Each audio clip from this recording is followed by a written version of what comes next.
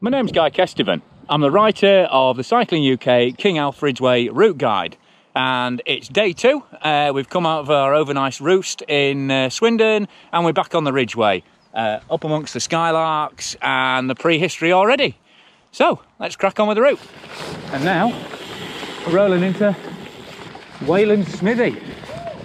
Proper classic Neolithic long barrow monument. Obviously this, that exposed gateway there is all just been uncovered since the earth's been stripped away, but when you consider how old this monument was and how massive it would have been when it was built, this is a proper site of significance, and I can just feel the energy. This route is just amazing, feeling that energy, feeling that history of the countryside just really buzzing through the trees.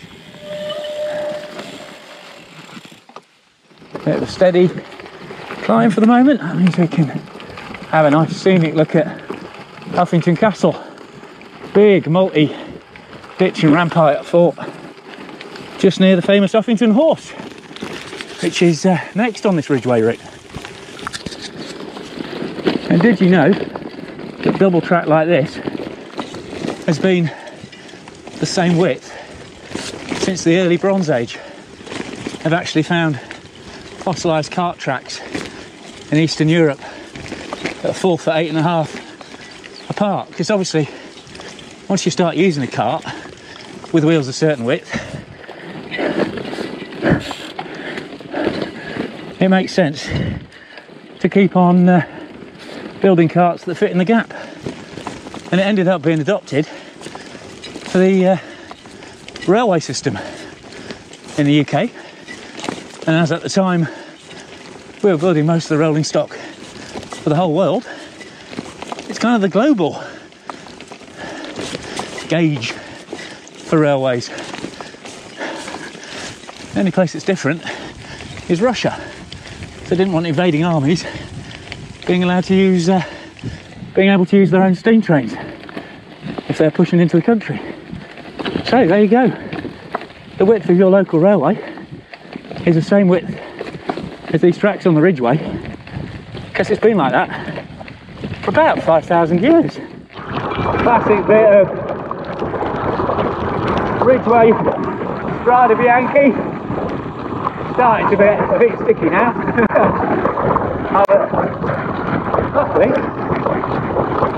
still rolling pretty well. Just be wary, because it does get pretty slippery when it's wet, and you can hear there's a bit of disc brake rub going on. It's quite spattery now, but still keeping on a lot quicker than I was expecting, to be honest, given the conditions. Skylarks are still singing. It's all good. And while kind of a lot of this route is nominally double track, it's actually on the ground, it's actually really quite fast. Oh, this bit isn't twisty now, but quite fun single track. So actually got a bit of pace into it. A really good challenging ride. Certainly puts you, keeps you on your wits when it's a bit greasy like this. And the other thing, navigation is really easy. Just follow the way markers. So really nice, kind of easy section of the route in terms of gradient. And the surface gets a bit exciting at times in the damp, but navigation, gradient, this second day is so far proving to be really rapid, relaxing, just a lot of sky, beautiful views, well, as far as the weather's allowing them, over the valley to the north there. And just, you've barely seen the soul. Saw a couple of runners earlier on. Since then, pretty much had, well, hello, Yeah, probably should have gone for the right hand line there. We'll come back onto it in a minute. Yeah, hardly seen a soul. There we go. That's a bit more tenable. You know, like I say, keeps your wits about you, this section. Well, we've just come on down off the Ridgeway for a very rare section of road riding. There's houses, and we've seen a car and a postal van, you know, which after 2 hours of not seeing a soul, apart from a few dog walkers and a couple of trail runners, you know, it's quite busy. Oh, this route is just wonderful. Just there you go, cat crossing. Beware the cat crossing if you're coming through here. You know, pretty Larry out here in the Downs. And the skies are clearing. Getting quite a views. Happy days, Anna. Happy days. Rolling down through street lanes to Gore now. Bit of camp loveliness. In fact, a lot of the loveliness all around. Beautiful little town, village. And I think this is our first sight of the Thames. Yeah.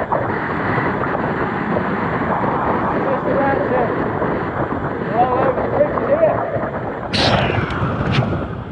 Beautiful.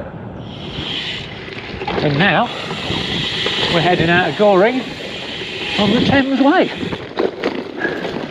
A little bit of wooded single track alongside England's famous capital river. And if you can see it there through the trees, yeah, just up there. But I probably should concentrate on trying not to crash. So again, tasty little bit of technical trail here. You know, if you're doing this heavily laden with panniers, you'll definitely know about these sections. Ah, nice pillbox down there. We're getting into defensive World War II territory, obviously.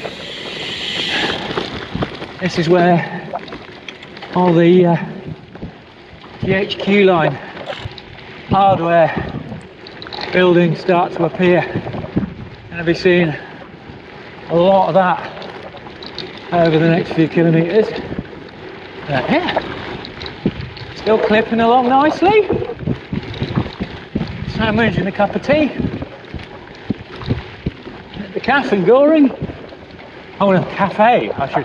The cafe in Goring. Down south now, aren't they? Right. Keep on keeping on. Reading next stop. Woohoo! Little fun descent. Oh, this might not be as fun though.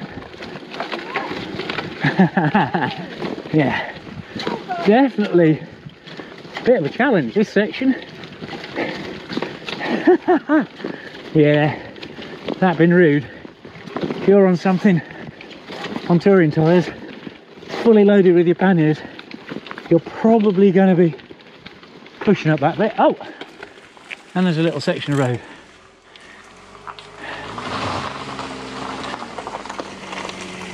Okay, let's just let them pass. And now we're running in from Maple Durham Estate. Little concrete back road, and we're literally only a couple of kilometres from Reading now, but feels like we're in the middle of nowhere. And that's kind of the mastery of the next section of this route, really. Just threading all these little byways and back roads and, you know, sort of locals only routes, really, I guess, and but making them available to everyone. And obviously, if you're looking for somewhere to stay or stuck up on provisions, Reading's a proper city, so you've got everything you need there.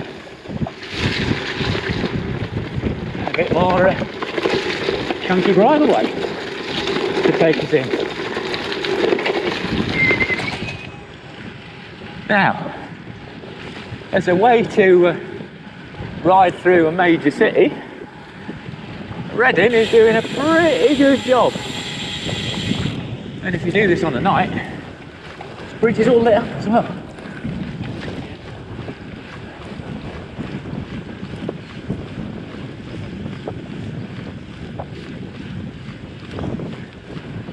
Up and over the Thames we go.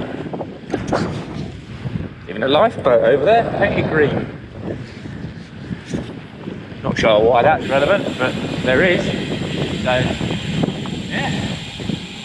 More Reading cycle path. Pretty much go all the way through the city. Apart from the little bit after the church we've already done. Pretty much all the way out of traffic.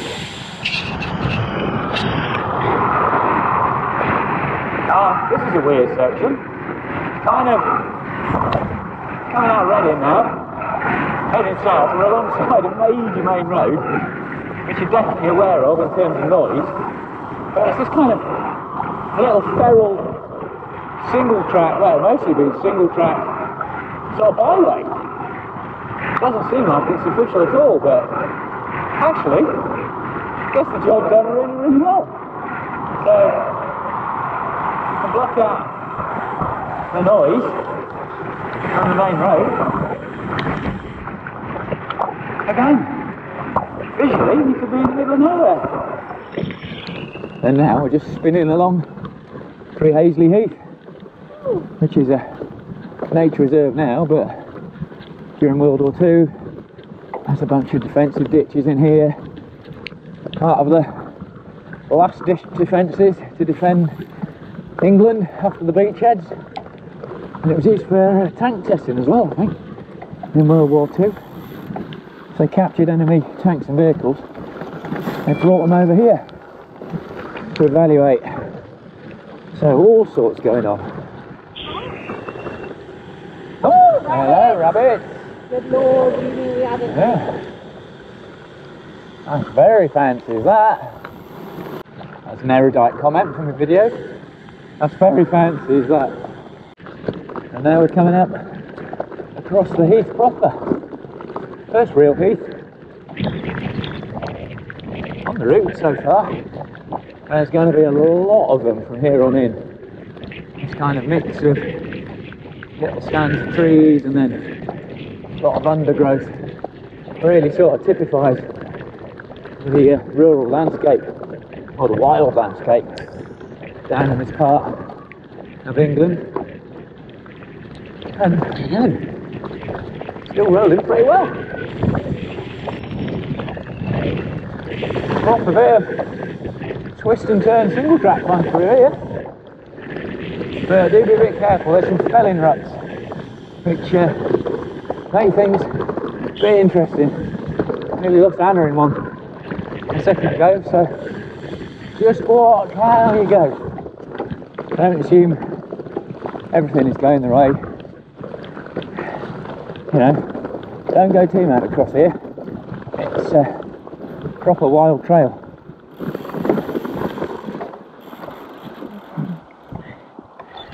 You know, these little back roads seem so calm and peaceful now, but you know, back in 1941,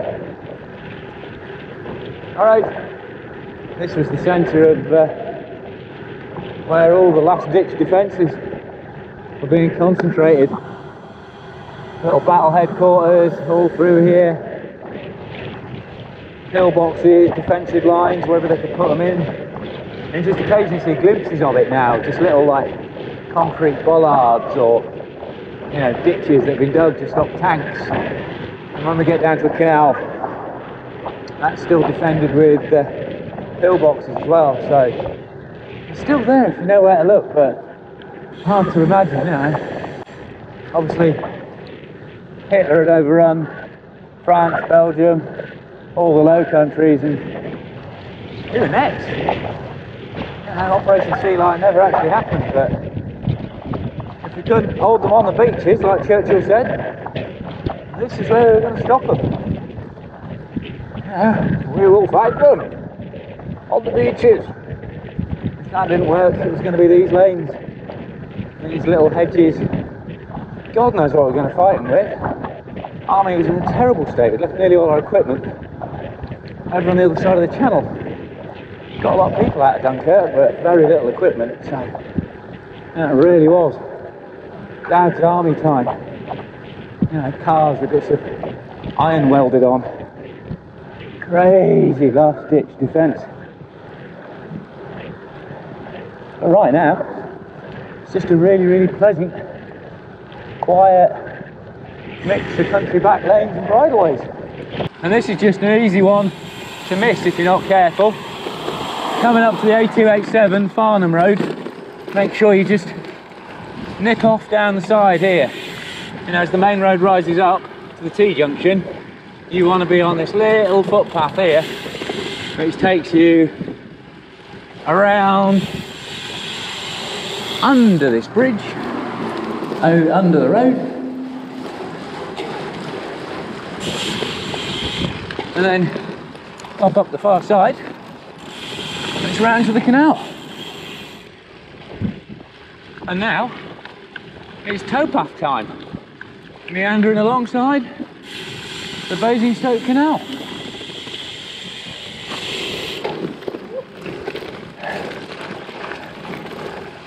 And again, lovely and quiet now, but this is a key defensive line. You know, a real steadfast holding point. You know, an obvious barrier to troops coming north from the beaches. So keep your eyes peeled coming along here. Little pillboxes, often next to the bridges. But, you know, don't let your eyes twist straight too far, because actually quite a lot of roots and little holes catch you out, and you don't want to end up in the drink. So much green on this route. Just green everywhere.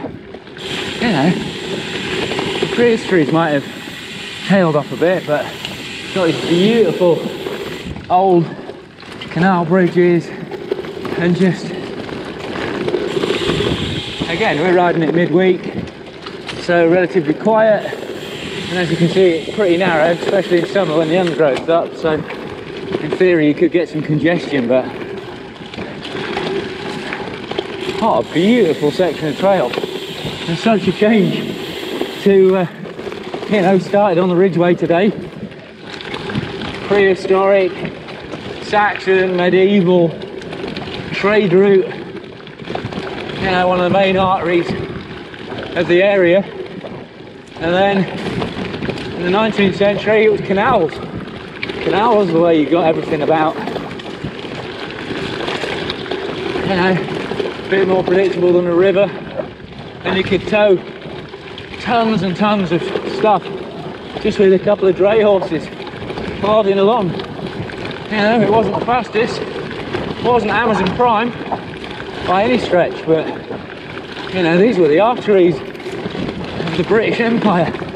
Whether you think that's a good thing or not, these are really historically significant. And then, like I say, they'd have been the castle moat of England in World War II had the Germans boarded their boats and come across.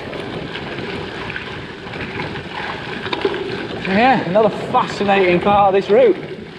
Such a diverse and rich route in terms of history. You know, as a historian and archaeologist, it's just an absolute dream. But even if you've never really had any interest in that kind of thing, this route is just going to draw you in with every turn, with every twist, with every mound, ditch, all these little features from all these different ages, telling this wonderful story. It really is proper ride back through time, and there's no better way to do it than on a bike. You know, freedom to stop and start whenever you want. It's quiet, so you know the animals aren't bothered by you passing. And this would take you probably the best part of a month on foot, 220 miles. And yet, I reckon if you were keen, you could do this in a couple of days. Certainly in 3. Or just, you know, give yourself the benefit of a week to do it. Or because it's so easy to get to, from stations and, you know, motorways, crisscrosses so many easy access points, and it's, you know, near London as well. So just, you know, knock off sections of it bit by bit, build it up, make it a compilation, gradually do each segment. Each one's got a different theme, different feel, different rewards to it. So they're all really, really worth doing. You know, you don't have to have a headline attraction like Stonehenge. This bit's every bit as lovely and interesting in its own right. Plus, you're much less likely to get blocked by a gaggle of tourists. But I can't really say that, can I? I'm a tourist myself today.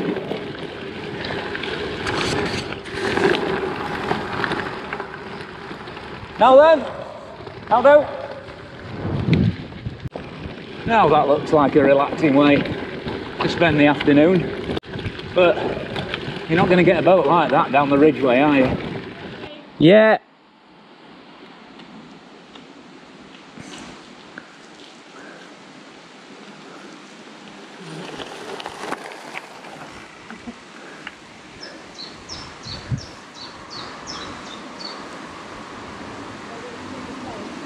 Lovely.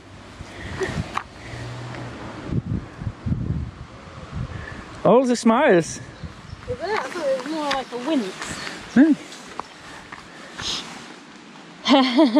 Oh yeah, it does look like a smile.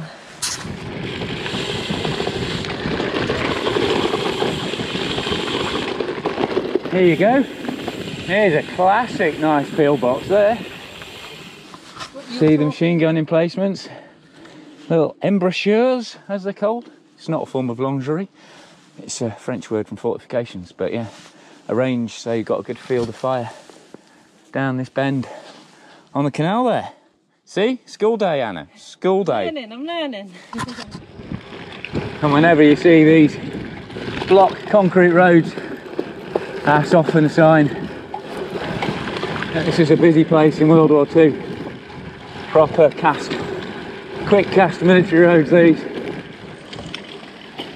That little climb back there, well, it's a bit of a stinger at the end of the day.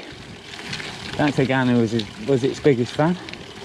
It's a lovely little, yet another one of Kieran's little genius bits of wild, bits of wooded solitude in, you know, one of the most expensive belts of real estate in England, this part of Surrey. So, you know, the road's up the end there, but just coming along through this beautiful tunnel, rhododendrons and holly and broadleaves. Properly transports you away. Do not pick up the things that might go bang.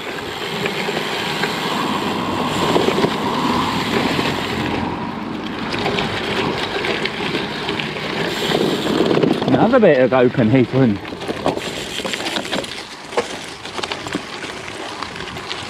And another bit of me completely failing to communicate the route to Anna. I think it might even be that way now. Yay, there we go. Thrown her off the scent again. You'll never catch me alive, copper. Again, another bit of lovely single track. Ignore the note. Road noise. Happy days.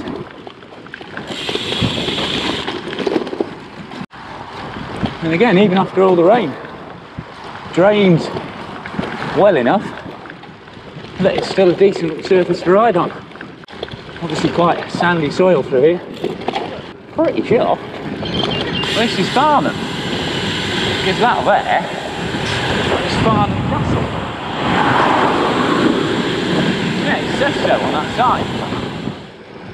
This is a very, very posh little roller coaster section in South Farnham. Bit of a climb to get up here. It's like a safari park for the wealthy, is this? Proper big houses. Very well. Oh, and I've been joined by Aaron from Bike Perfect. He's taking me in the final leg.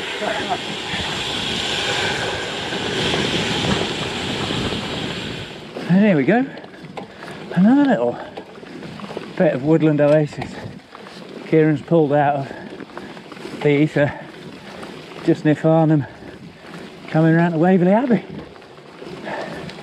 Nice little rolling descent, and then into this climb. Oh, nearly off the edge. Heading out. And this is actually part of the bonus ball selection. Just slightly off the route, just to the south of Waverley Abbey. This is Tilford, but just coming up to the... I mean, that bit was pretty enough, but this is a really pretty bit here.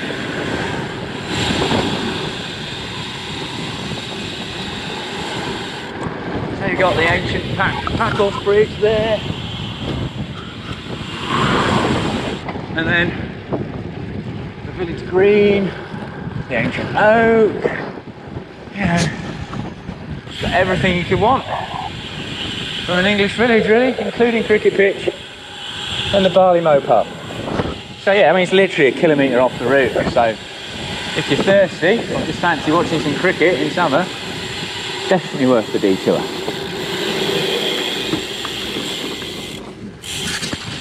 Right, so I'm on Tilford Common now. It's a bit of an odd place to stop the video, but I'm staying just off the route tonight, so this is kind of the last part of it on the route, so I thought I'd do the sign off here. So thanks to you for watching. Make sure you get onto Cycling UK to get the guidebook, you know, and that gives you the GPX for the route we've been following today, which has some little extras that you won't find on the standard route. But thanks for watching. I think I've said that before. Thanks to Bull Spect for the specs, Zyro for the helmet, Gore, Mavic, and 661 for the kit I've been riding in today. Thanks to SRAM for the Santa Cruz, equipped with their new SRAM Force Axis wide range. That's been absolutely flawless today. That has the wireless setup. Zipp 303 Firecrest wheels, Zipp Service Course G40 tyres, fabric saddle, and Altura for the bike packing bags. So that's it for today, but make sure, obviously, if you haven't watched part 1 yet, watch part 1, the Winchester over to Swindon section, and then obviously I'll be doing part 3 tomorrow, finishing the loop off, going south from here through the Surrey Hills to Winchester itself. So really looking forward to that day, back into the prehistory. Bit more hills, I think, for my legs, so might be a bit testing from that point of view, but yeah, it'd be good to get this route done. It's been amazing, really surprised how much fun this route's been today. You know, I was expecting it to be kind of a transition and to be quite interesting in terms of the World War II stuff and the prehistory at the start, but I wasn't expecting it to actually be a really, really good, fun single track ride in a lot of places. So bonus, day 2 done. Thanks for watching.